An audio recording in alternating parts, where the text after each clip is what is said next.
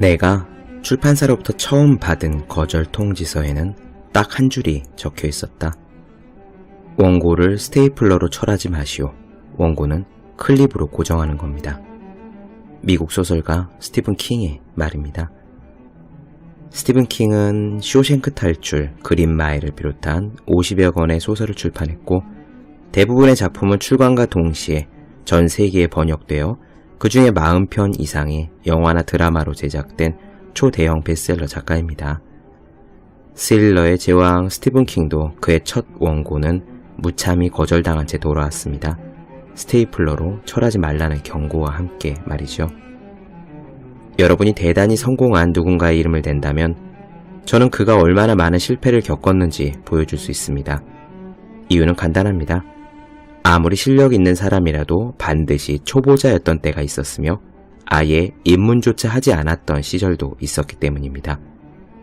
김연아 선수가 처음 피겨스케이팅 슈즈를 신던 날 그녀는 전 세계의 모든 피겨 선수들보다 아래에 있었습니다. 그러므로 여러분이 지금 공부를 못한다고 해서 좌절할 필요는 없습니다. 여러분은 단지 맨 아래 계단에 있는 것 뿐이니까요. 여러분이 할 일은 오직 두 가지입니다. 계속하는 것, 그리고 조금씩 나아지는 것. 이 두 가지를 해내다 보면 반드시 여러분이 만족할 만한 높이에 닿을 겁니다. 맨 아래 계단에 서서 구름이 손에 잡히지 않는다고 투덜대는 사람은 욕심쟁이거나 바보일 뿐입니다. 365 공비타민, 지금 단지 맨 아래 계단에 있는 것 뿐이다 의 한 대목으로 시작합니다.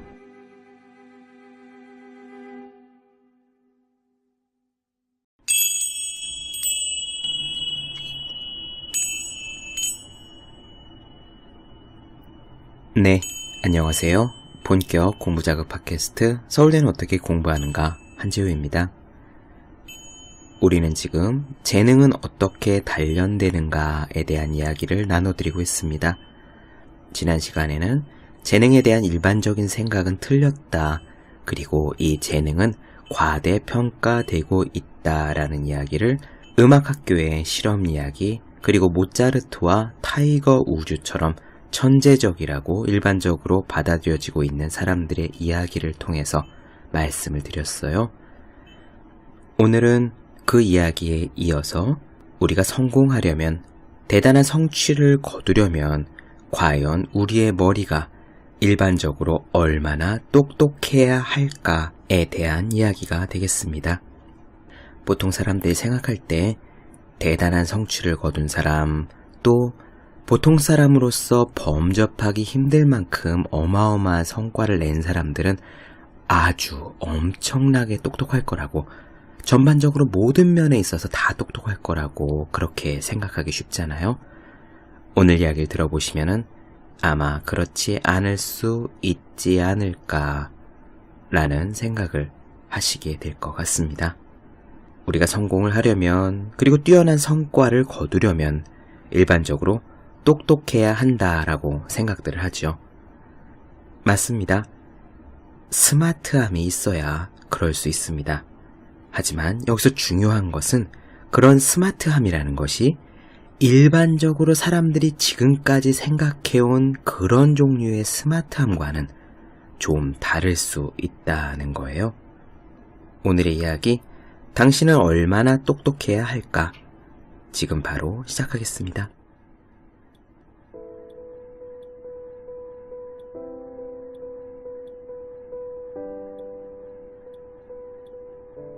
뛰어난 성과를 달성하려면은 기억력, 암기력 같은 아주 일반적인 능력이 뛰어나야 한다라는 그런 일반적인 믿음에 반대되는 다른 연구 결과들을 접하면은 사람들은 처음에 당황스러워합니다. 사실 비즈니스를 포함한 일반적인 많은 분야에서요, 성공과 일반적인 지능의 상관관계는 매우 미약하다는 사실이 밝혀졌고 또 전혀 무관한 경우도 있습니다. 뿐만 아니라 기억력이라는 것은 타고나는 것이 아니라 후천적인 트레이닝으로 개발된다는 사실 역시 지금까지 충분히 입증되었다고 해요. 기억력에 관한 실험에 대해서 이야기 하나를 들려드리죠. 1978년 7월 11일에 미국 피츠버그에 있는 카네기 멜론 대학 심리연구실에서는 훗날 SF라는 이니셜로 과학소설계의 이름을 알리는 한 대학생이 무작위로 나열된 숫자들을 기억해내려고 애쓰고 있었습니다. 이 실험은 숫자 외우기 검사라는 표준 기억력에 관한 아주 일반적인 실험이었어요. 숫자 외우기 검사란 피실험자가 1초 단위로 제시되는 무작위의 숫자, 그러니까 막 4, 7, 9, 3 이런 식으로 무작위로 제공되는 숫자의 리스트를 듣고요. 20초 동안 기다렸다가 다시 순서대로 기억해내는 실험입니다.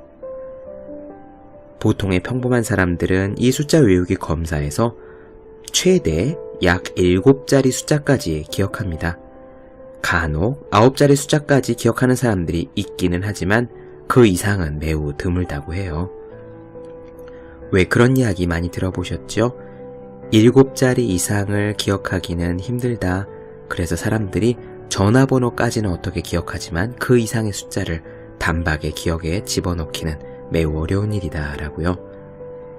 이 SFC처럼 실험에 참여한 다른 사람들은요, 하루 1시간씩 9일 동안 검사를 받았지만 9자리 수를 넘긴 사람이 없었다고 합니다. 다른 사람들은 9자리보다 더 높은 자릿수로 성과를 높이기는 불가능하다면서 자발적으로 실험들을 그만두었어요. 하지만 이날 SF는 무려 22자릿수에 도전하는 중이었습니다. 그리고 그는 그 자릿수에 성공했습니다. 한번 생각해 보세요. 여러분들이 8, 3, 7, 2, 6, 8 이런 식으로 1초간 간격을 두고 주어지는 무작위의 숫자 리스트를 22자릿수까지 기억하실 수 있을까요? 그런데 재미있는 것은 이 SF가 세운 22자릿수의 기록은 오래가지 않았습니다. 그는 계속해서 새로운 기록들을 세워나갔고요. 약 2년에 걸쳐서 총 250시간의 연습 끝에, 그러니까 연습 시간 자체가 그렇게 많았던 건 아닌가 봐요. 뭐 일주일에 한 번 와서 몇 시간 하고 이런 식이었나 봅니다. 어쨌거나 그는 무려 82자릿수까지 기억할 수 있었습니다. 1초마다 반복되는 8, 3, 7, 2, 6, 8 뭐 이런 식의 숫자들을 한 번 듣고 순서대로 기억하는 것은 불가능해 보이죠. 그리고 이 실험을 시작하기 전에 SF의 기억력은 평범한 수준이었습니다. 학교 성적은 뭐 제법 좋은 편이었지만, 그러니까 우등생에 속했지만 측정 결과 지적인 수준, IQ 같은 것은 보통이었다고 해요.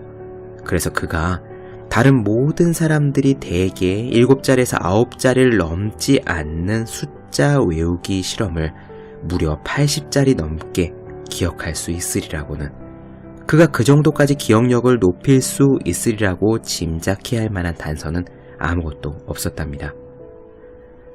물론 SF는 2년 동안 도전을 했고 82자릿수에서 연습을 멈추긴 했지만 거기까지가 그의 한계다라고 단정할 근거는 없었습니다.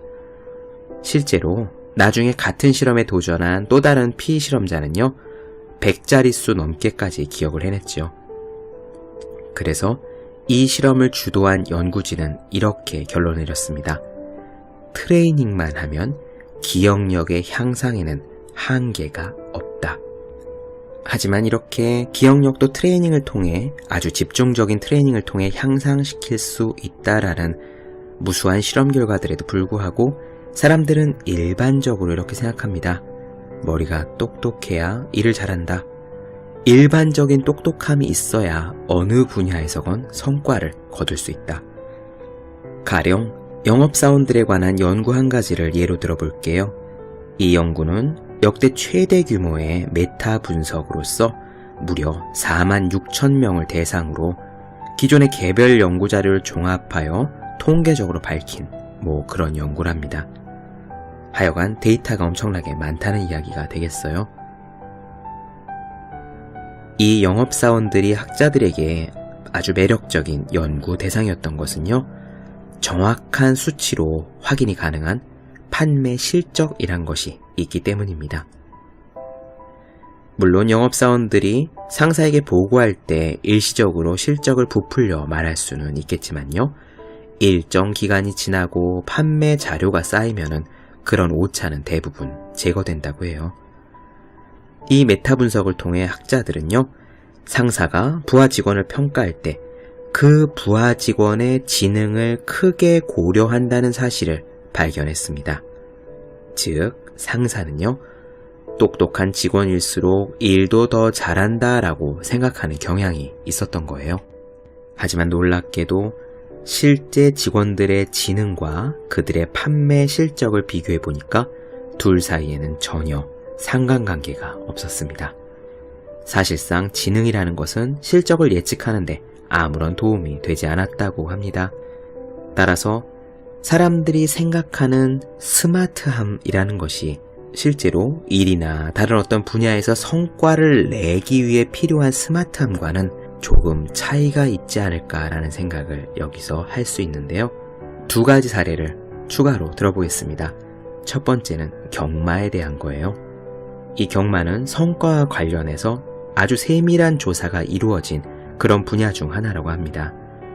경마는 사실을 분석하고 승률을 예측하고 어디에 돈을 걸지 결정한다는 점에서 비즈니스와 매우 비슷한 측면이 있어요. 이때 연구 대상은 당연히 출전하는 말들의 능력을 기준 삼아서 승률을 예측하는 경마 전문가들과 비전문가들, 아마추어들 사이의 성과 차이였죠. 당연히 짐작한 대로 두 집단의 예상 적중률은 전문가들이 아마추어들보다 높았습니다. 그런데 전문가들과 아마추어들은요, 정규 교육을 받은 기간, 직업상의 사회적 위치, 지능지수, IQ 등 대부분의 요소에서는 뚜렷한 차이가 없었습니다. 두 집단의 IQ 평균과 편차는 전체 인구를 대상으로 한 조사 수치와 거의 동일했어요. 즉, 요컨대 경마에 대한 전문가가 경마 아마추어보다 더 똑똑한 것은 아니었습니다. 학자들은 자료를 좀 더 면밀하게 검토한 결과 특정한 사람의 IQ를 안다고 해서 그 사람이 전문가인지 아닌지 판단할 수 없다는 사실을 확인했습니다. 예를 들어서요, 건설 현장에서 일하면서 16년 동안 정기적으로 경마장에 다닌 한 경마 전문가의 IQ는 85였어요. IQ 검사 개발자들의 분류에 따르면 이는 평균보다 못 미치는 영역에 속하는 점수입니다. 그럼에도 불구하고 이 전문가는 연구자들이 보여준 10번의 경주에서 10번 모두 1등 말을 맞췄으며 그중 5번은 1등부터 3등까지의 말을 순서대로 정확히 맞췄습니다. 이와 대조적으로 다른 한 사람은 직업이 변호사이고 15년 동안 정기적으로 경마장에 다녔는데 아마추어로 분류된 사람이었거든요. 그의 IQ는 무려 118이었고 이는 IQ 수치상 우수에 가까운 평균보다 높은 점수를 받는 사람이었어요. 하지만 이 아마추어는 10번의 경주에서 단 3번만 1등을 맞췄고 1등부터 3등까지의 말을 순서대로 정확히 맞춘 것은 고작 한 번에 불과했습니다. 왜 이런 결과가 나타났을까요? 이 경마에 대한 연구를 진행한 학자들은 이런 사실을 밝혀냈습니다. 경마에서 승률을 예측하려면 매우 복잡한 사고 과정이 필요하다는 겁니다. 학자들은요, 우승말을 예상할 때 전문가와 아마추어의 차이는 다른 데 있었습니다. 학자들은요, 우승말을 예상할 때 전문가들이 아마추어들보다 훨씬 더 복잡한 방법인 승법 모형을 사용한다는 사실을 알아냈습니다. 승법 모형이 뭐냐면요, 예를 들어서 지난주에 출전한 경주마들의 속도처럼 승률 예상에 중요한 참고 고려 요소가 있다고 할 때 여기에다가 이번 주의 트랙 상태 같은 다른 변수를 함께 고려해서 지난주 경주마의 속도라는 변수의 중요도를 조정하는 능력을 말합니다. 즉, 한 가지 기준만 가지고 판단하는 것이 아니라 여러 가지 기준을 복합적으로 고려할 수 있는 능력이 필요하다라는 거예요. 이처럼 전문가가 경마의 승률을 예상한다는 것은 아주 까다롭고 난이도가 높은 일입니다. 다시 한번 이야기하지만 IQ는, 지능지수는 일반적인 똑똑하다는 평가는 그다지 중요하지 않았습니다. 학자들은요, IQ가 낮은 전문가가 IQ가 높은 아마추어보다 언제나 더 복잡한 승법 모형을 사용했다는 점을 확인했어요. 즉, 언제나 전문가가 아마추어보다 더 많은 요소를 다각적으로 고려했다는 뜻이죠. 경마 전문가들의 승률 예상은요, IQ와 아무런 관련이 없었을 뿐만 아니라 IQ 검사 항목 가운데 하나인 수리력 점수와도 완전히 무관했습니다.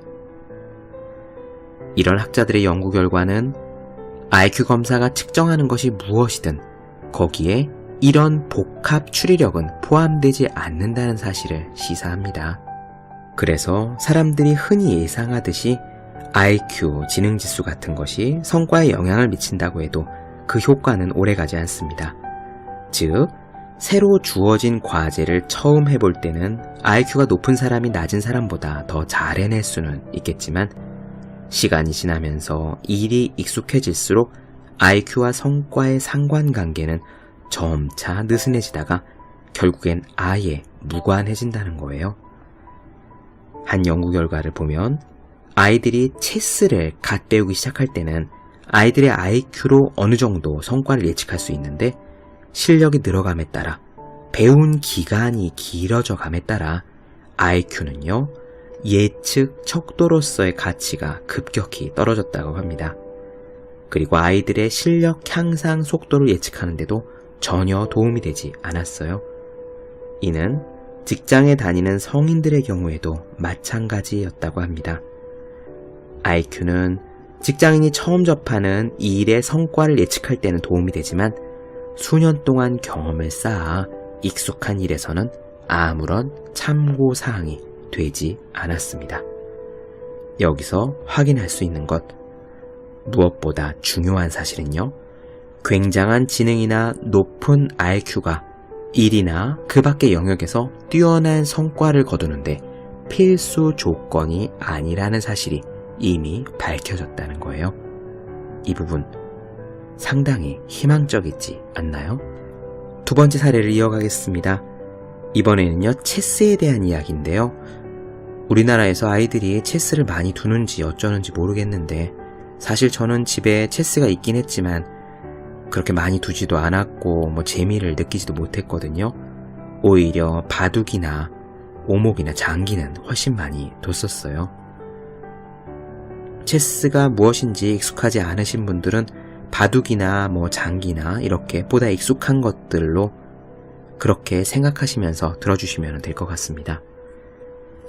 사실 저는 바둑 기사들을 봐도요, 그분들이 바둑 게임을 치른 다음에 그 복기라는 걸 하잖아요. 첫 바둑돌부터 끝 바둑돌까지 어떻게 판이 전개되어 나갔는지 완전히 다 기억할 수 있잖아요. 그분들이 복기하는 장면을 볼 때마다 저것이야말로 천재의 모습이다 라고 생각을 했는데 지금 이 말씀을 들으면 역시 생각이 조금 달라질 수 있습니다. 사람들은 대개 세계 정상급 체스 선수라면 굉장히 똑똑할 뿐만 아니라 초인적인 기억력을 가졌을 것으로 가정합니다. 여기에는 그럴 만한 이유가 있어요. 체스 대회 우승자들은 곧잘 자기보다 실력이 부족한 선수를 상대로 눈가리개를 한 채 체스를 둔답니다. 이거는 우승자들이 체스판 전체를 머릿속에 넣고 있기 때문에 가능한 일인데요. 평범한 사람들이 보기에는 그야말로 충격이 아닐 수 없죠. 체코의 체스 마스터 리하르트 레띠라는 사람은요, 눈 가리개를 한 채 29판의 경기를 동시에 펼친 적도 있습니다. 놀라셨나요? 이보다 더한 것도 있습니다. 폴란드계 아르헨티나의 체스 마스터 미구엘 나지도로프라는 사람은요, 1947년 상파울루에서 눈을 가린 채 45판의 경기를 동시에 치렀습니다. 그중 39경기에서 이겼고 4경기에서 비겼으며 겨우 2경기를 패했어요. 평범한 사람들 이렇게 눈을 감고 체스를 둘 수는 없습니다. 그런데요, 노련한 체스 마스터들과 일반인들에게 한창 경기 중인 체스판을 보여주는 실험을 해보았어요. 체스판 위에는 한 20개 정도 되는 말이 놓여 있었는데 참가자들에게 5초에서 10초 정도 체스판을 보여준 다음에 말들의 위치를 기억해보라고 했습니다. 결과는 예상대로였습니다. 체스 마스터들은 대체로 모든 말의 위치를 기억해냈지만 일반인들은 겨우 4-5개의 말밖에 위치를 기억하지 못했습니다. 그런데 재미있는 것은 그 다음입니다. 학자들은요, 체스 규칙과 관계없이 말들을 무작위로 늘어놓은 체스판을 참가자들에게 보여주고 똑같이 실험을 진행했어요. 이번에도 일반인들은 4-5개 정도만 기억했습니다. 하지만 평생을 체스와 함께 살아온 마스터들도 겨우 67개 정도를 기억하는데 그쳤습니다. 체스 마스터들이 평범한 사람들보다 기억력이 좋다고 말하기는 어려운 수준이었던 겁니다. 즉, 체스 마스터들의 기억력이 대단한 것이 아니라 그들은 실제 경기에서 말들의 위치를 기억하는 능력이 대단한 겁니다. 이런 결과는요, 체스뿐만 아니라 바둑이나 오목, 브리지 카드 게임에서도 동일하게 나타났다고 해요.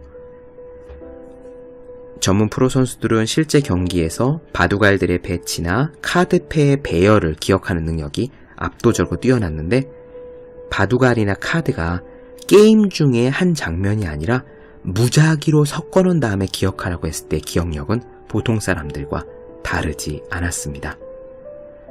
아까 말씀드린 숫자 기억하기의 주인공 SF, 그 사람 역시 그 사람의 놀라운 기억력은 그가 연습하지 않은 작업, 예를 들면 영어 자음을 무작위 순서로 불러주고 기억해보라고 했을 때는 그 결과가 일반인과 별 차이가 없었습니다.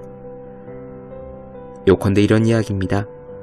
위대한 업적을 이룬 사람들은 기억력도 대단할 것이다 라는 일반적인 시각은요, 한 가지 면에서만 타당합니다. 바로 그들이 자기가 갈고 닦은 자기 분야에서 발휘하는 기억력 말입니다.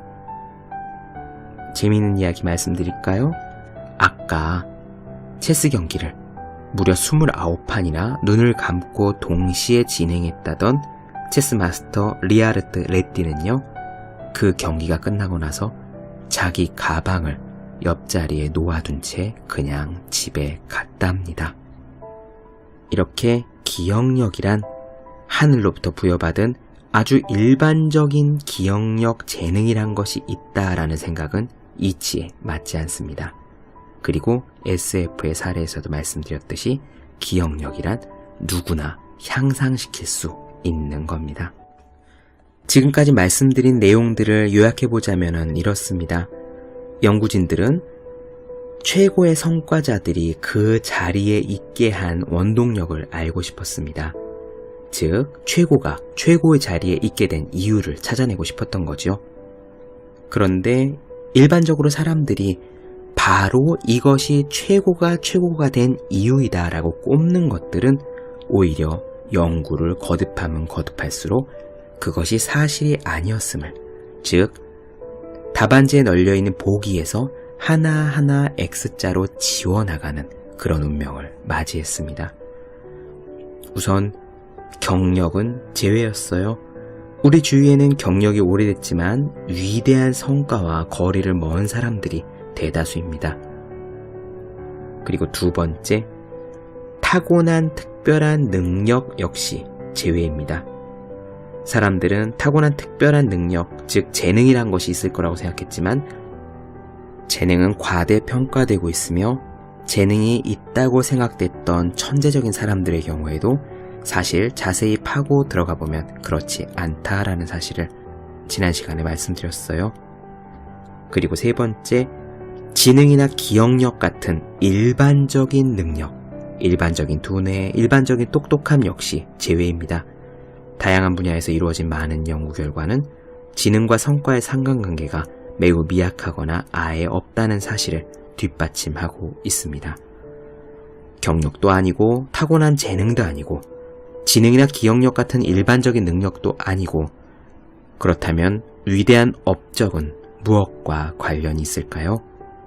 물론 지금까지 나온 답이 완전한 정답이다 라고 확신드릴 수는 없습니다만 어쨌든 간에 성과, 전문성에 대한 연구진이 지금까지 밝혀낸 결과는요, 그 해답, 그 핵심이 바로 혼자 하는 연습, 그리고 신중하게 계획된 연습에 있다라고 합니다. 혼자 하는 연습의 중요성, 그리고 신중하게 계획된 연습이 무엇인지는 다음 시간에 이어서 보도록 할게요.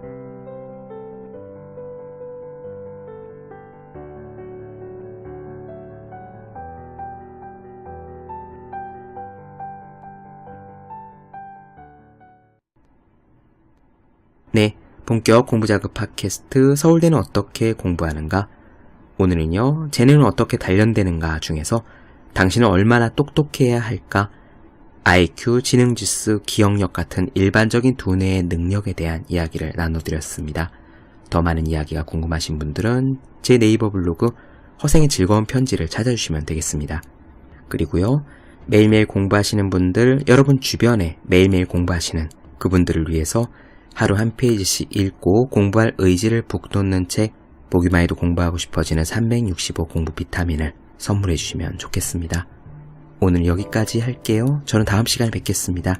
여러분 모두 열심히 공부하십시오. 저도 열심히 하겠습니다.